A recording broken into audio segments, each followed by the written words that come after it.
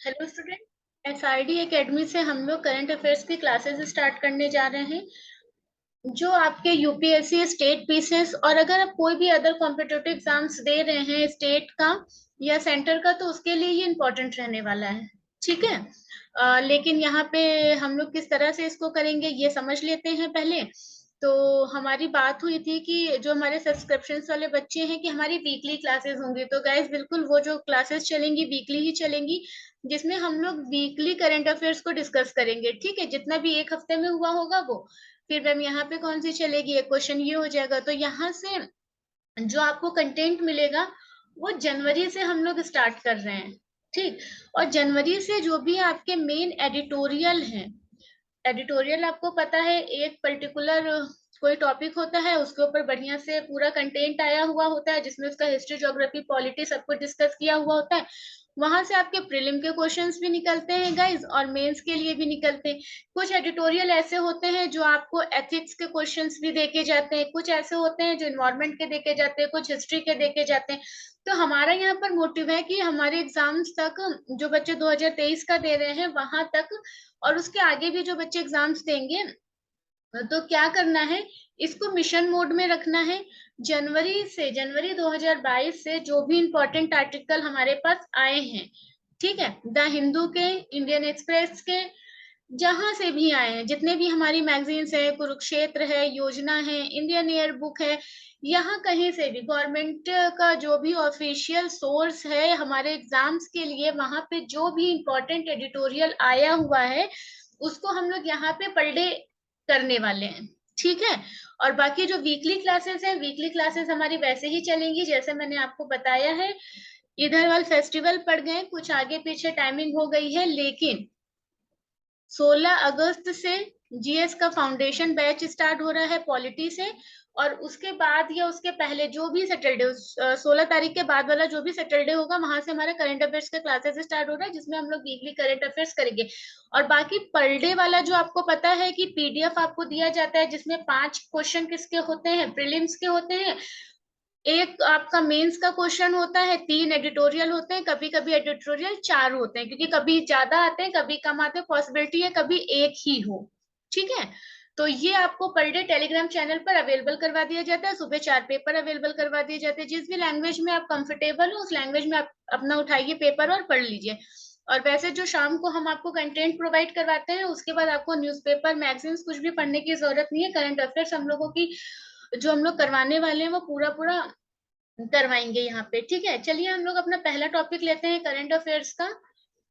Current affairs का जो हमारा पहला टॉपिक है वो है रामसर साइट्स का।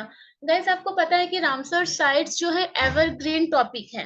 एवरग्रीन टॉपिक का मतलब होता है जो हमेशा चर्चा में बना रहे, जैसे इन्वायरमेंट का मुद्दा है तो ये हमारा इन्वायरमेंट से जुड़ा हुआ टॉपिक है और इंटरनेशनल ऑर्गेनाइजेशन का भी है। तो क्वेश्चन आपसे यहाँ पर 3 लेवल पर पूछा जाएगा। एक तो इन्वायरमेंट में पूछा जाएगा, दूसरा आपसे क्या पूछा जाएगा, इंडिया के परसेप्शन में पूछा जाएगा और इंटरनेशनल परसेप्शन में पूछा जाएगा। जब इंडिया की बात करेंगे तो इंडिया ने इसे कब साइन करा और भारत में ये साइटें कितनी हैं और उनका इंपॉर्टेंस क्या है और वो वर्ल्ड लेवल पर क्या इंपॉर्टेंस रखती हैं, आज हम लोग ये इसमें देखेंगे। ठीक है। इंटरनेशनल लेवल पर अगर हम लोग बात करें तो ये कब बनाया गया, इसका उद्देश्य क्या था, ठीक है, इसका बर्थ डेट क्या है, यहाँ से ये सारे क्वेश्चन इंपॉर्टेंट हो जाते हैं। कौन कौन से कंट्री इसमें इन्वॉल्व है ये भी हमें पता होना चाहिए। इन्वायरमेंट का मुद्दा ये दोनों लेवल पर हो जाएगा, क्यों, क्योंकि पर्यावरण एक ऐसा मुद्दा है जो आज के टाइम में सबसे गंभीर चुनौती बना हुआ है पूरी दुनिया के लिए, खाली भारत या अमेरिका रूस के लिए नहीं, पूरी दुनिया के लिए। तो यहाँ पे जो हम इंटरनेशनल लेवल पर देखते हैं वो इन सब का क्या देखते हैं, सहयोग के साथ काम को करना देखते हैं, कैसे वो एक कोऑर्डिनेशन बैठा रहे हैं कि इन प्रॉब्लम्स को हम सॉर्ट आउट कर सकें। चर्चा में क्यों था, अगर हम इसकी बात करें, भारत की बात की है, देखिए क्योंकि क्वेश्चन आपसे जो पूछा जाएगा वो भारत पर ही पूछा जाएगा, ठीक है, इंडिया पर पूछा जाएगा। तो चलिए देख लेते हैं कि आखिर ये चर्चा में क्यों था। तो ये द हिंदू का एडिटोरियल है, अभी विद इन अ वीक आया हुआ था, मैंने आप लोगों को ये एडिटोरियल दिया भी था। ठीक है, अब क्वेश्चन क्या है कि ये चर्चा में क्यों है। तो चर्चा में ये इसलिए है क्योंकि भारत की 10 नई साइट्स को इसमें ऐड किया गया है और अब भारत में वेटलैंड्स यानी आर्द्र भूमियों की संख्या कितनी हो गई है, 64 हो गई है।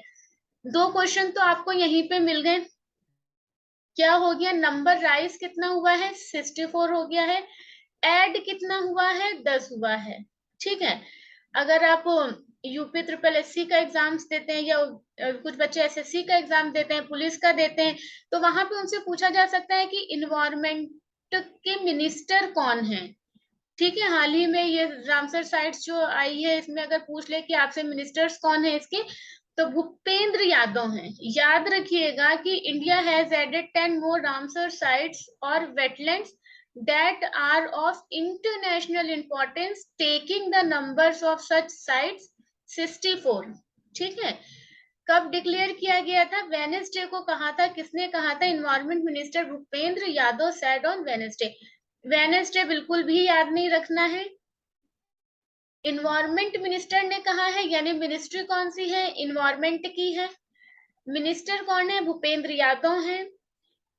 ये जो 10 साइट ऐड की गई है रामसर साइट में, इनको क्या बोला जाता है, आर्द्र भूमियां भी बोला जाता है, और ये इंटरनेशनल इंपॉर्टेंस की हैं। ठीक है, यानी अंतरराष्ट्रीय महत्व की हैं। तो सिंपल से आप समझ गए होंगे, ये 3 क्वेश्चन यहाँ से हो गए हैं हमारे। नंबर्स ऑफ, अगर आपसे पूछा जाए टोटल नंबर्स ऑफ, तो 64, एडेड नंबर्स ऑफ 10 हो जाएगा। ठीक है, तीसरा और चौथा क्वेश्चन, सॉरी तीसरा क्वेश्चन तो इंपॉर्टेंट था, ये चौथा क्वेश्चन ये बनता है कि इसका थीम क्या है, क्योंकि क्वेश्चन यही पूछा जाएगा आपसे। करंट का देखिए, करंट का एक क्वेश्चन ये बनेगा, एक क्वेश्चन ये बनेगा, एक क्वेश्चन ये बनेगा। ठीक है, कि total Ramsar sites in India 2022, तो 64 हमने देख लिया है, अगस्त में ही हुआ है ये। और इसका जो थीम है वो क्या है, और ये कब मनाया जाता है। देखिए, एक एक लाइन में 6 क्वेश्चन निकल चुके हैं, हर लाइन में आपको एक क्वेश्चन मिल जाएगा। अगर आप इसको अच्छे से पढ़ते हैं तो आपको प्रॉब्लम नहीं आएगा। अगर आपसे पूछ लिया जाए कब मनाया जाता है वेटलैंड्स डे, तो 2 फरवरी को मनाया जाता है। ठीक है, विश्व आर्द्र भूमि दिवस कब मनाया जाता है, 2 फरवरी को मनाया जाता है। 2022 में जो ये हुआ था, तो इसका इम्पोर्टेंट क्या था, ठीक है, थीम, इसका इम्पोर्टेंट थीम क्या था, तो ये इसका इम्पोर्टेंट थीम है गाइस, क्या था, the role of wetlands for people and nature, emphasizing the need for conservation and sustainable use of wetlands for human and environmental health। ठीक है, अब देखिए वही वाली बात है ना, कि विश्व आर्द्र भूमि दिवस 2 फरवरी 2022 को मनाया जाता है, और इसकी जो थीम है, लोग और प्रकृति के लिए आर्द्र भूमि की भूमिका, जो मानव और पर्यावरण स्वास्थ्य के लिए आर्द्र भूमि के संरक्षण सतत उपयोग की आवश्यकता पर बल देता है। तो थीम याद कर रखिएगा, लोग और प्रकृति के लिए आर्द्र भूमि की भूमिका, और ये आपसे क्वेश्चन बनेगा। ठीक है, ये क्या है, ये क्वेश्चन आपसे बनेगा। ठीक है, the role of wetlands for people and nature, मतलब लोगों के लिए और प्रकृति के लिए, और इसीलिए इसमें एम्फेसाइज किसको किया गया, ह्यूमन एंड एनवायरमेंटल हेल्थ को। आगे देखते हैं कि ये कौन कौन सी साइट्स हैं जो इसमें ऐड की गई हैं। डायरेक्ट क्वेश्चन आपसे ये भी पूछा जा सकता है कि वो जो 10 ऐड हुई हैं किन किन स्टेट से हुई हैं। तो 6 इन तमिलनाडु, डायरेक्ट क्वेश्चन अच्छा बन सकता है, and 1 each in Goa, Karnataka, Madhya Pradesh and Orissa. तो 5 स्टेट हैं, 5 स्टेट में 6 कहाँ की है, गोवा की, सॉरी तमिलनाडु की है, फिर गोवा, कर्नाटक, मध्य प्रदेश और उड़ीसा में एक एक को मिलाकर 10 नई साइट्स हो चुकी हैं, और टोटल लैंड एरिया कितना है इसका, 151842.41। बिल्कुल भी याद करने की जरूरत नहीं है, बस इतना याद रखिएगा, तमिलनाडु, गोवा, कर्नाटक, मध्य प्रदेश और उड़ीसा सबसे क्या है, एक एक है। और 6 कहाँ से है, सॉरी 6 नहीं, ये 5 होंगी आपकी, ये कहाँ से है, तमिलनाडु से है। ठीक है, चलिए आगे देखते हैं कौन कौन सी हैं। तो कौन कौन सी हैं वो 10 साइट्स की अगर हम बात कर लें, कुथनकुलम, कुथनकुलम पक्षी अभ्यारण्य तमिलनाडु का है। मन्नार की खाड़ी समुद्र बायोस्फीयर रिजर्व भी तमिलनाडु का है। वेम्बनूर वेटलैंड्स कॉम्प्लेक्स तमिलनाडु का है। वेल्लोड पक्षी अभ्यारण्य तमिलनाडु। वेनाथंगल पंछी अभ्यारण्य तमिलनाडु। उदय मर्दनमपुरम पक्षी अभ्यारण्य तमिलनाडु। ये तो आपको 6 याद ही कर लेनी है कि कहाँ कहाँ से हैं। ठीक है, तो ऐसा कर सकते हैं कि ये तमिलनाडु एक आप हेडिंग बना लीजिए, और उसके अंदर क्या करिए, इन 6 को एक साथ लिख दीजिए। फिर क्या है आपकी सतकोसिया कंड उड़ीसा, नंदा झील गोवा, रंगनाथिंडू बीएस कहाँ की है आपकी, कर्नाटक की है, और सिरपुर आंध्र भूमि मध्य प्रदेश की है। ठीक है, कहाँ की है, मध्य प्रदेश की है। तो कुछ भी करिए ये आपको रटना ही पड़ेगा। मन्नार की खाड़ी आराम से याद हो जाएगा, बाकी नाम देखिए ना ऐसे ऐसे हैं तमिलनाडु वाले, उनको एक तरफ करके लीजिए। सतकोसिया कंड उड़ीसा है आपका, और रंगनाथ थिंडू बीएस कर्नाटक है आपका, सिरपुर आर्द्र भूमि मध्य प्रदेश।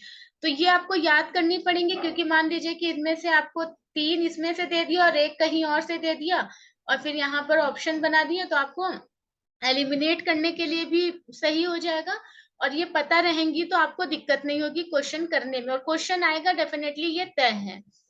ठीक है, अब जैसे कि भारत की अदर और भी हैं, मैप मुझे पूरा नहीं मिला था तो मैंने ये वाला लगा दिया था।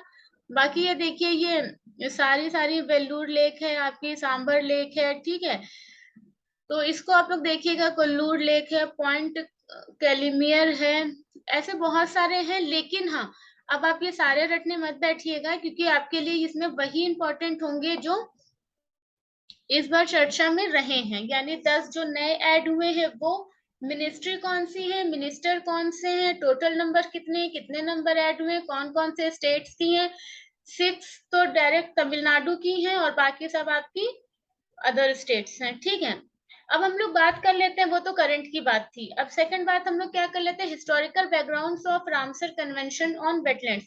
तो आखिर वो मुद्दा क्या है जहां से ये निकल के आया। ठीक है, क्वेश्चन इससे भी बनता है, और बनता नहीं है, क्वेश्चन बन चुका है। अगर आप प्रीवियस ईयर उठा के देखेंगे तो इसका जो इतिहास रहा है उसके ऊपर क्वेश्चन बन चुका है। ठीक है, तो रामसर कहाँ पर है, तो रामसर ईरान की एक जगह है, वहां पर पहली बार इसकी फर्स्ट मीटिंग हुई थी, और वहीं पर इसको साइन किया गया था, इसीलिए उसी जगह के नाम पर इसका नाम रखा गया।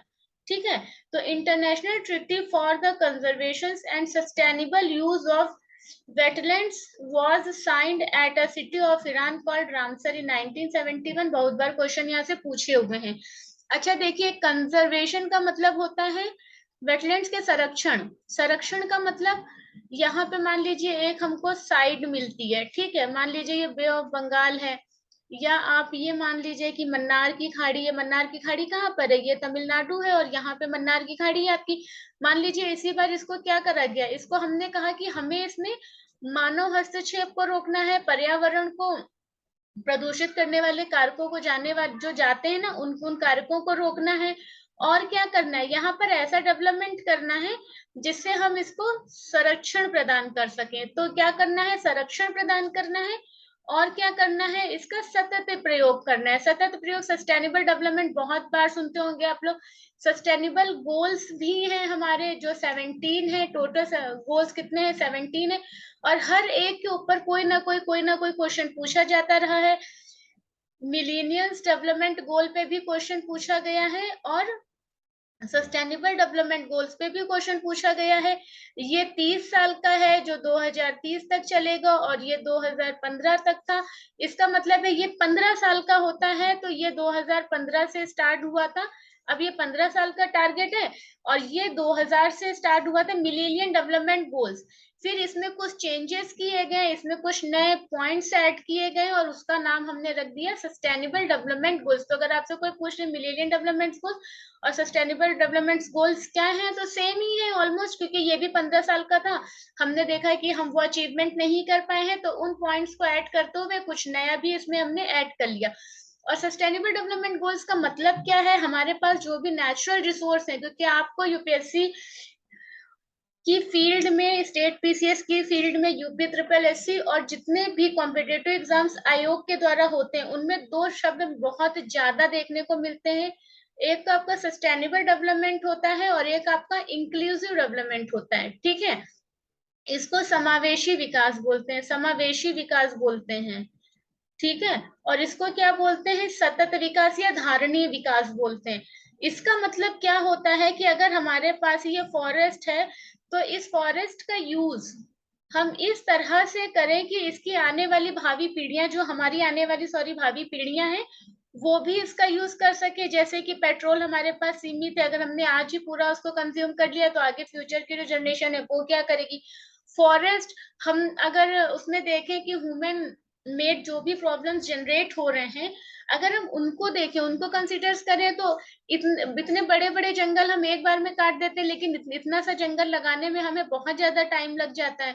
तो हमें इसकी भी रिकवरी कैसे करनी है कि अगर हम यहाँ से मान लो हाईवे के लिए यहाँ से लैंड खाली करवा रहे हैं, तो आखिर हम इसको कैसे यूज करें और इसका रीयूज कैसे करें, इसको रीप्लांट कैसे करें। बहुत सारे क्वेश्चन है, जब वहां हम लोग पहुंचेंगे तो सस्टेनेबल डेवलपमेंट गोल्स के ऊपर एक अलग से क्लास लेंगे तो वहां पे बताएंगे। और इंक्लूसिव डेवलपमेंट की जहां तक बात है, तो गांधी जी ने कहा था कि ये अगर पंक्ति में फर्स्ट व्यक्ति लगा है तो जितना इसको एडवांटेज मिलता है उतना ही पंक्ति में लगे आखिरी व्यक्ति को भी मिलना चाहिए।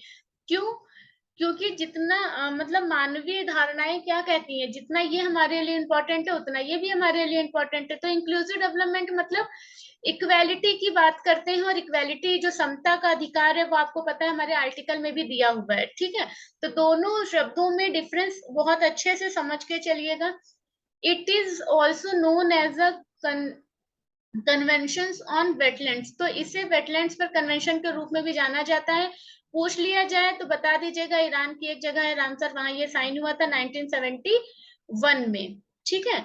तो Ramsar convention is a convention on wetlands that was signed in 1971 in the Iranian cities of the Ramsar. The negotiations for the conservation started in the 1960 by the different countries and NGOs for the protections of the wetland habits of migratory water bodies birds, sorry, migratory waters birds।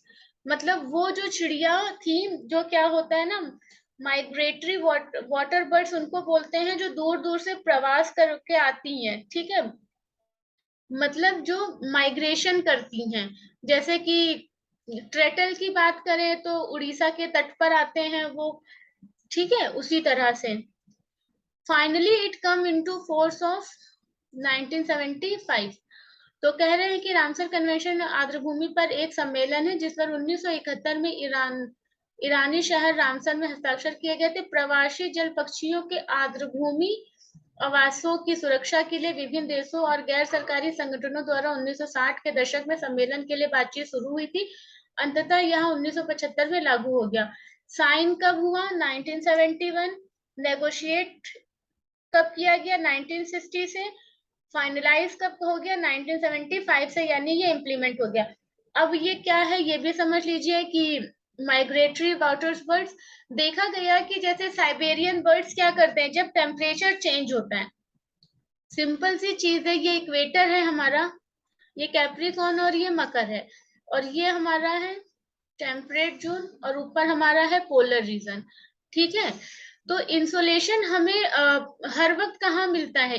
इस belt में सबसे ज्यादा मिलता है, और यहाँ पर हमें बिल्कुल ना के बराबर मिलता है। ये हमारा 90 डिग्री होता है, ठीक है, यानी इसको ये 90 पर होता है, इसको हम लोग पोलर बोलते हैं। ये 66 होता है, और ये 33 होता है, 23 होता है गाइस, ठीक। तो ये क्या हुआ, जितना ये नॉर्थ में होगा उतना ही ये साउथ में भी होगा। तो अब क्या होता है कि जब ये जो सन है जब शिफ्ट कर जाता है यहाँ पे हमारा, तो ये क्या होगा, मतलब जब हमारा सन साउथ में शिफ्ट करता है तो यहाँ पे ठंड और ज्यादा बढ़ जाती है। तो यहाँ से जो हमारे जो बर्ड्स वगैरह हैं, या जो यहाँ पे बर्ड्स वगैरह थी, वो क्या करती हैं, गर्म जगह पे जाना पसंद करती हैं। क्यों? क्योंकि वहां पर एक टेम्परेट जोन मिल जाता है उनको, उनके जीवन की जो आवश्यकताएं हैं उनको पूरा करने के लिए, ठीक। तो फिर ये देखा जाता है जब ये यहाँ पर आता है तो ये फिर से ऊपर की तरफ मूव करती हैं।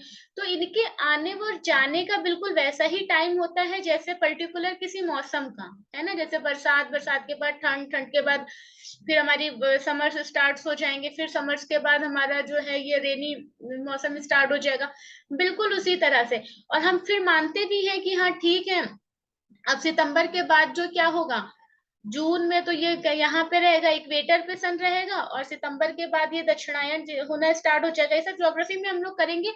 सिंपल से कहने का मतलब ये है कि अगर हम लोग माइग्रेट, जो हमारे बर्ड्स हैं या एनिमल्स हैं, उनकी बात करें, टर्टल्स की बात करें, तो वो क्या करते हैं, जैसे जैसे सन की पोजीशन चेंज होती है वैसे वैसे उनके आवास जो होते हैं ना, उनके रहने के घर, उनमें भी चेंजेस देखने को हमें मिलता है।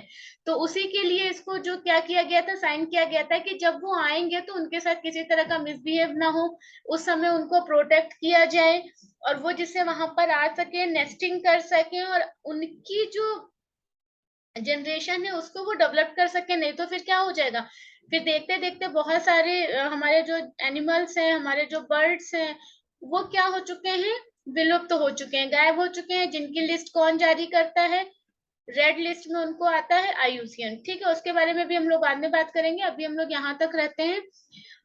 उसके बाद क्या है, रामसर कन्वेंशन किसके सहयोग से काम करता है, तो देखिए दुनिया में ना बहुत सारी ऐसे ऑर्गेनाइजेशन हैं जो इन्वायरमेंट के लिए बहुत ज्यादा काम करते हैं। कोई ना पर्टिकुलर लैंड के ऊपर काम कर रहा है, कोई वाटर बॉडीज पे काम कर रहा है, कोई बर्ड लाइफ पे कर रहा है, कोई एनिमल लाइफ पे कर रहा है।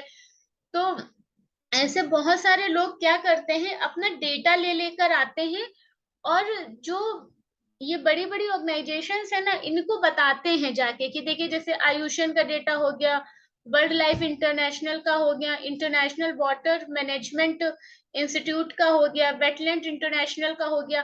तो ये क्या होगा, ये सारा डेटा एक जगह लेकर आएंगे, फिर इनको लास्ट ईयर के डेटा से कंपेयर किया जाएगा, फिर बताया जाएगा कि हाँ, आपकी रिपोर्ट ये ऐसे थी। ठीक है, तो ये किस लिए होता है, जिससे हमें पता रहे। सिंपली जैसे हम लोग क्या करते हैं, एक साल का एनालिसिस करते हैं, हमने लास्ट ईयर क्या किया था और इस ईयर क्या करना है, हम ये जज कर लेते हैं। उसी तरह से यहाँ पर ये सारी जो संस्थाएं हैं, अलग अलग सेक्टर में काम करती हैं, वहां से ये डेटा लेकर आती हैं, और फिर उसके ऊपर बहुत विचार किया जाता है। फिर जहां पर जो भी हमें कमी देखने को मिलती है, वहां पर एक हम नेगोशिएशन स्टार्ट कर देते हैं, उनके डेटा का रेफरेंस लेते हैं, और फिर वहां पर एक कन्वेंशन साइन हो जाता है, और उसको फिर बचाने की कोशिश स्टार्ट हो जाती है। ठीक है, ये सिंपल सा है। तो अगर आपसे पूछ लिया जाए तो ये देख लीजिएगा, wild flow and wetland trust, WW international. ठीक है, ये सब संस्थाएं हम लोग जब इन्वायरमेंट पढ़ेंगे तो उसमें देखेंगे। अब बात करते हैं कि कन्वेंशन के 3 स्तंभों के तहत अनुबंध करने वाले पक्ष निम्न के लिए प्रतिबंध है। तो सिंपल सा है कि जो कन्वेंशन साइन हुआ है तो उसके पिलर कितने हैं, अगर आपसे पूछ लिया जाए तो सिंपली उसके 3 पिलर हैं गाइस। ठीक है, जिसमें जो भी कॉन्ट्रैक्टिंग पार्टीज हैं वो उसमें कमिटेड हैं।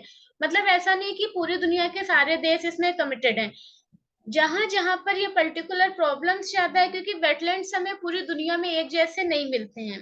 ठीक है, ये भी हमें पूरी दुनिया में इन्वायरमेंट के अकॉर्डिंग, हमारे जियोग्राफी के अकॉर्डिंग, हमारी टोपोलॉजी के अकॉर्डिंग मिलते हैं। ठीक है, अब अगर हम सोचें कि हम पोलर के ऊपर भी जाकर एक साइट्स बना दें तो पोलर के ऊपर पॉसिबल नहीं है।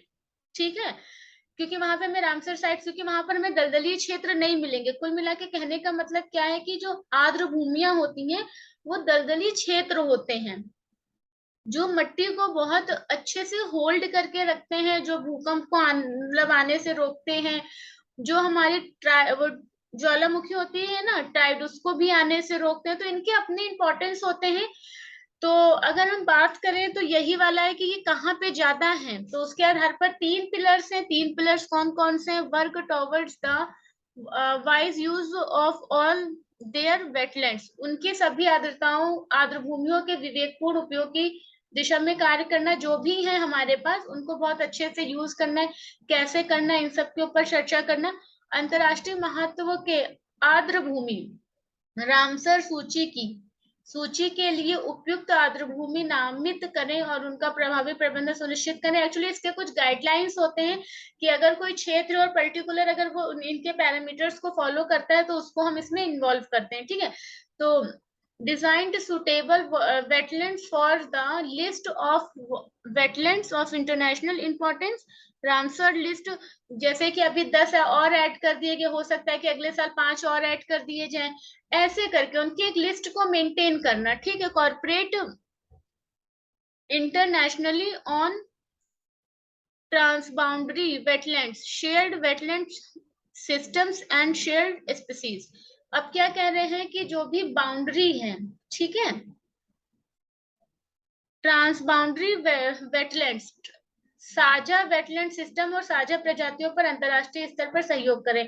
कहने का मतलब ये है कि ये हमारा क्या है, भारत है, यहाँ पे अरब सागर है, ठीक है, और यहाँ पे क्या है, बे ऑफ बंगाल है, जिसको हम लोग हिंद महासागर बोलते हैं यहाँ पे, ठीक।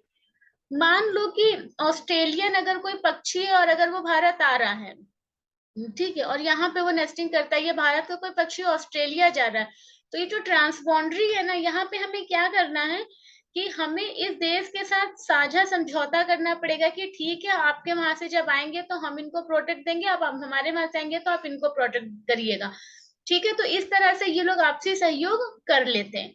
आई होप कि आप लोगों को यहाँ तक सारे पॉइंट्स क्लियर होंगे। अब बात करते हैं हम लोग व्हाट आर वेटलैंड्स।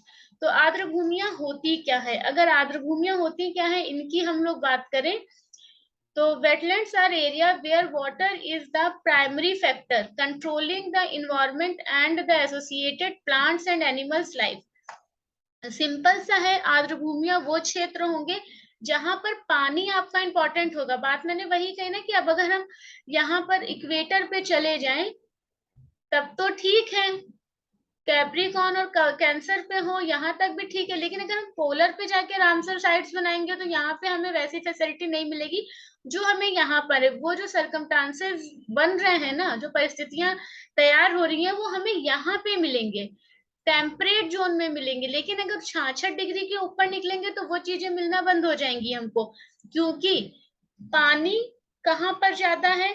अब हमने जैसे भारत को देखा, तो भारत के यहाँ 3 जगह पे पानी ज्यादा है, तो यहाँ पे जो बहुत बड़े बड़े क्या करेंगे, मैग्रोव उगेंगे, यहाँ पे आर्द्र भूमियां बनना स्टार्ट हो जाएंगी, ठीक है, यानी दलदली क्षेत्र। तो यहाँ पे प्राइमरी फैक्टर क्या है, कहीं भी दलदली क्षेत्र बनाने के लिए हमें सबसे पहले पानी चाहिए, तो यहाँ पे प्राइमरी फैक्टर है जो किसको कंट्रोल कर रहा है, पर्यावरण को, और पर्यावरण में जो भी हमारे प्लांट और एनिमल्स हैं उनकी लाइफ को, ठीक है। They occur where the water table is at or near the surface of the land.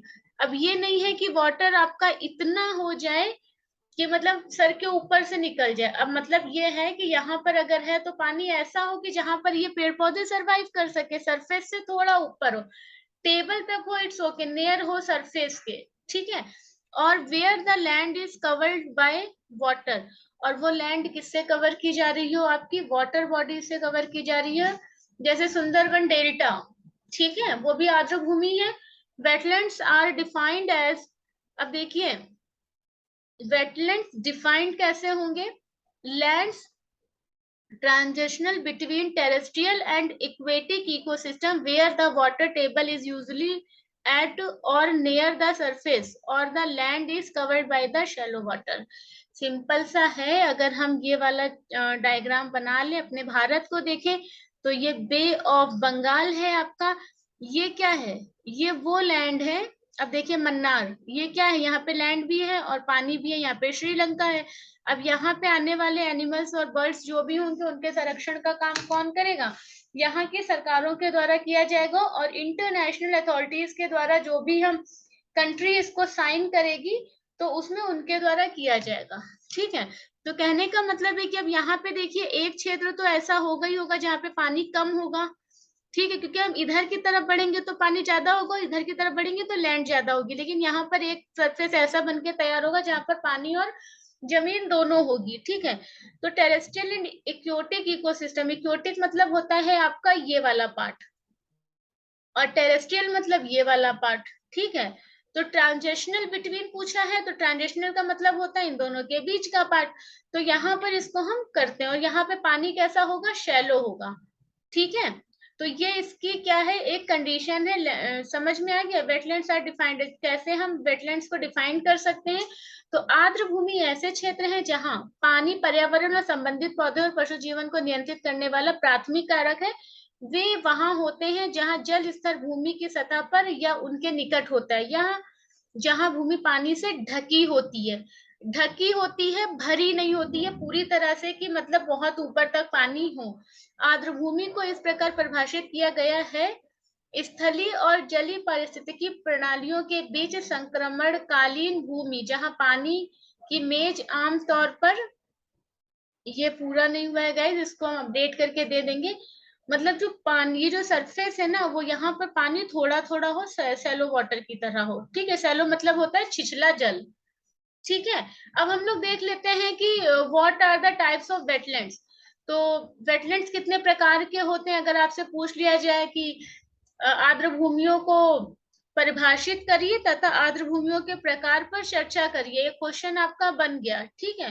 कि आर्द्र भूमियां क्या हैं, या आर्द्र भूमियों को परिभाषित करते हुए आर्द्र भूमियों के प्रकारों पर चर्चा कीजिए। तो ये आपका एक क्वेश्चन बन गया है, तो वहां से आप एक मेंस का क्वेश्चन आराम से लिख पाएंगे। क्वेश्चन आपने मेरा सुन लिया होगा, तो आप लोग इसको क्या करिएगा, लिखने की कोशिश करिएगा, या हम आपको इसमें ऐड करके दे देंगे, ठीक है। तो सिंपली हमने बात की है शैलो वाटर की, टेरेस्ट्रियल लैंड और इको सिस्टम की, ठीक है। तो तटीय आर्द्र भूमि, तो सिंपल यहाँ पे क्या होगा, एक तट होगा, इसको तट बोलते हैं, कोस्टल रीजन ये होता है ना। तो एक आपका कोस्टल रीजन होगा, तो यहाँ पे क्या होगा कि तटीय आर्द्र भूमि भूमि और खुले समुद्र के बीच के क्षेत्रों में पाए जाते हैं। याद रखिएगा, coastal wetlands are found in the areas between land and open sea. ये पूरा ओपन सी है आपका, ठीक है। Open sea that are not influenced by river such as shore lines, beach, mangroves and coral reefs, ठीक है।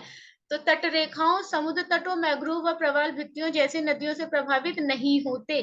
तो यहाँ पर इस तरह की कोई भी चीज आर्द्र भूमियों को प्रभावित नहीं करेगी, ये भी याद रखिएगा। अब है कि एक अच्छा उदाहरण आश्रय वाले उष्णकटिबंधीय तटीय क्षेत्रों में पाए जाने वाले मैग्रोव दलदल हैं। A good example is the mangrove swamps found in sheltered tropical coastal area, ठीक है। कोस्टल एरिया यानी ट्रॉपिकल यानी उष्ण, मैंने अभी आपको ये डायग्राम बना के बताया था। अब जैसे मकर रेखा, सॉरी कर्क रेखा यहाँ से गुजर रही है, ये आपका यहाँ से, ये आपका इक्वेटर है, नीचे आपका है, ठीक है। तो अब ये क्या है, ये तो आपकी 23, 23.5 पर हो जाएगी, और इसके ऊपर क्या हो जाएगा, फिर ठंडा इलाका स्टार्ट हो जाएगा, तो 16 पे हो जाएगा, ठीक है। 66 पर हो जाएगा, ठीक। तो यहाँ पर एक एक ठंडे और गर्म के बीच में ये वाला एक बेल्ट बन के तैयार हो जाता है, जिसे उष्णकटिबंधीय क्षेत्र बोलते हैं। तो जहां पे हमें दो तरह का नेचर एक साथ देखने को मिलता है, ना बहुत ठंडा होता है और ना बहुत गर्म होता है, ठीक है। शैलो लेक्स एंड पाउंड्स की अगर बात करें, उत्तरी झीलें और तालाब, तो ये आर्द्रभूमि स्थायी या अर्ध स्थायी पानी के क्षेत्र हैं जिसमें कम प्रवाह होता है। अब देखिए, अगर शैलो लेक्स होंगी तो बहुत धीमे बहेंगी, पाउंड्स होंगे, तालाब होंगे तो वो रुका हुआ पानी होगा। इनमें वर्नल तालाब, स्प्रिंग पूल, साल्ट लेक और ज्वालामुखी क्रेटर झीलें शामिल है। अब ये सारी चीजें होती क्या है, ये आप लोग पढ़ेंगे ज्योग्राफी में। इसीलिए कहते हैं इन्वायरमेंट प्लस ज्योग्राफी इंपॉर्टेंट है आपके लिए। अगर आप खाली अगर ज्योग्राफी पढ़ रहे हैं तो इन्वायरमेंट नहीं पढ़ रहे हैं तो भी दिक्कत है, खाली ज्योग्राफी पढ़ रहे हैं इन्वायरमेंट नहीं पढ़ रहे हैं तो भी दिक्कत है। और इसीलिए कोशिश की जाती है कि ज्योग्राफी की क्लास के जस्ट बाद इन्वायरमेंट की क्लास चलाई जाए, क्योंकि आप बहुत अच्छे से दोनों को डील कर पाते हैं साथ में, ठीक है। जैसे पॉलिटी के बाद लगता है कि तुरंत गवर्नेंस की क्लास चलनी चाहिए, इकोनॉमी प्री की क्लास के बाद तुरंत मेंस की क्लास चलनी चाहिए, क्योंकि आपने ताजा ताजा पढ़ा होता है तो आप अच्छे से समझ पाते हैं, ठीक है। तो हमारा भी कुछ ऐसा ही प्लान है कि हम अगर ज्योग्राफी स्टार्ट करें तो उसके बाद तुरंत इन्वायरमेंट स्टार्ट कर दें, जिससे आपको इन्वायरमेंट और ज्योग्राफी बहुत अच्छे से समझ में आए। क्योंकि अब जो ट्रेंड चेंज हो चुका है, वो आयोग का यही चेंज हुआ है कि अब हमसे ज्योग्राफी पे तो करंट बेस पे क्वेश्चन आते हैं, लेकिन मेंस में जो क्वेश्चन आते हैं वो इन्वायरमेंट के साथ मिला के आते हैं, ठीक है। तो ये बात हम लोग याद रखेंगे। मार्शल्स की बात करें, दलदल की बात करें, तो ये समय समय पर संतृप्त बाढ़ या पानी से भरे होते हैं और गीली मिट्टी के स्थिति के अनुकूल जड़ी बूटियों वनस्पतियों की विशेषता होती है। दलदल को आगे ज्वारीय दलदल और गैर ज्वारीय दलदल के रूप में जाना जाता है। तो कुल मिलाकर क्या है आपका, इसमें हर्ब्स होंगी, इसकी कैरेक्टरिस्टिक्स है, वेजिटेशन होगा, ठीक है, वेट सॉइल कंडीशंस होगी। तो सिंपल सा है, बस आपको इतना नहीं लिखना है। अगर आपसे अगर खाली आर्द्र भूमियों के प्रकार पे डिस्कस कर देगा तो आपको ये सब लिखना है। ईस्चुरीज की बात करते हैं, ईस्चुरीज भी आप लोग ज्योग्राफी में पढ़ेंगे, ये वो क्षेत्र होते हैं जहां नदियां समुद्र से मिलती हैं।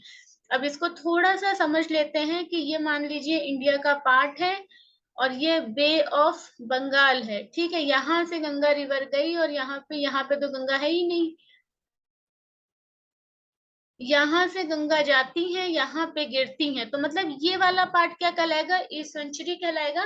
क्योंकि यहाँ पे ये क्या कर रही है, समुद्र है ये और ये नदी है, दोनों क्या कर रहे हैं, मिल रहे हैं, नमक में बदल जाता है। तो अब इसलिए यहाँ पे जो फ्रेश वाटर होगा, फ्रेश वाटर नदियों में क्यों होता है, क्योंकि वो ग्लेशियर से आ रही होती है, लेकिन समुद्रों में पानी क्या होता है, खारा होता है। तो जैव विविधता का एक अत्यंत समृद्ध मिश्रण पेश कर सकता है। इन आर्द्रभूमियों में डेल्टा, ज्वारीय, मडफ्लैट्स और नमक दलदल शामिल हैं। तो ये भी आपका सिंपल सा है। इस सेंचुरी क्या होती है, तो there are where rivers meet the sea and the water changes from fresh to salt can offer an extremely rich mix of biodiversity, ठीक है। तो सिंपल है कि नदियां, नदी क्या है, फ्रेश वाटर है। अब ये कंटिन्यू पानी आता रहेगा यहाँ पे और यहाँ से खारा पानी जाता रहेगा, तो यहाँ पे जो वेजिटेशन हमें मिलेगा वो ऐसा वेजिटेशन मिलेगा जो जो ना तो खाली सी में होगा और ना खाली लैंड पर होगा, ठीक है। यहाँ पे वही वेजिटेशन मिलेगा जो इन दोनों के कॉम्बिनेशन से अपने आप को सरवाइव करवा पाएगा। क्योंकि देखा जाता है, एक सक्सेशन सिर्फ पढ़ते हैं हम लोग, आगे हम लोग बहुत इन्वायरमेंट में अच्छे से करने वाले हैं। उत्तराधिकार का नियम होता है कि एक पेड़ यहाँ पर है, फिर यहाँ पर हुआ, फिर यहाँ पर हुआ, और फिर वो यहाँ पर एक फॉरेस्ट में कन्वर्ट हो गया, फिर पूरा का पूरा डिस्ट्रॉय हो गया, प्रकृति अपने आप में फिर चेंज होती है और फिर जीरो से शुरू होती है, ठीक है। तो इनके अपने अपने कंडीशन होते हैं। जो हमें पोलर्स पे प्लांट्स मिलते हैं, एनिमल्स मिलते हैं, वो हमें इक्वेटर पे नहीं मिलते। इक्वेटर पे जिस तरह का रेनफॉल होता है, जिस तरह की डाइवर्सिटी होती है, जिस तरह का रेन होता है, वैसा हमें पोलर पे कभी नहीं मिलता। और पोलर पे जैसा आइस होता है, आइस का बने होते हैं, ठीक है, इग्लू बने होते हैं, पोलर बियर्स होते हैं, वो हमें इक्वेटर पे नहीं मिलते हैं। तो ये तो प्रकृति की खूबसूरती है कि उसने सब जगह पे सब कुछ दिया है और अलग अलग तरह से दिया है, डाइवर्सिफाई करते हुए दिया है, जिससे क्या है, हर एक चीज का अपना इंपॉर्टेंस है, ठीक है। कहीं पर 6 महीने का दिन होता है तो कहीं पर 6 महीने की रातें भी होती हैं, और कहीं पर क्या होता है, 24-24 घंटे में हम लोग नेचर को चेंज होता हुआ देखते हैं, ठीक है। तो गाइस आज की क्लास में हम लोग इतना करेंगे। आप लोग इसको जो है रिवाइज करिएगा, इसको अपने पास नोट डाउन करिएगा। इसका जो है पार्ट 2 भी लेकर आएंगे, वो इससे ज्यादा इंपॉर्टेंट होगा आपके लिए। उसमें क्या करना है, शहरीकरण के बारे में बात करनी है। जो शहरीकरण के ऊपर या शहरों के ऊपर इसका इम्पोर्टेंस है, उसकी बात करेंगे कि आखिर इम्पोर्टेंस क्या है इसका, रामसर साइट्स का। और ये जो मैंग्रोव्स होते हैं या जो हमारी ये जो आर्द्र भूमियां होती हैं, ये क्या महत्व रखती हैं डेवलपमेंट में, नॉन डेवलपमेंट में, इन्वायरमेंट प्रोटेक्शन में, नॉन इन्वायरमेंट प्रोटेक्शन में। बहुत सारे सवाल होते हैं यहाँ पर, तो उनका जवाब करेंगे। और शहरों के लिए ये किस तरह का काम करती है, इसका काम, इस पे बात करेंगे, ठीक है। तो इसका पार्ट 2 आएगा। ये पार्ट 1 है गाइस रामसर साइट का। आपके लिए जितना ये इंपॉर्टेंट है, इससे भी ज्यादा इंपॉर्टेंट मेंस के पॉइंट ऑफ व्यू से वो रहने वाला है, क्योंकि ये मेनली फोकस किस पे था, आपका प्री पे था। इसका सेकेंड पार्ट जो फोकस कर रहा है वो आपका मेंस पे होगा। Okay guys, thank you so much. मेरे चैनल को लाइक करिए, सब्सक्राइब करिए प्लीज। Okay bye.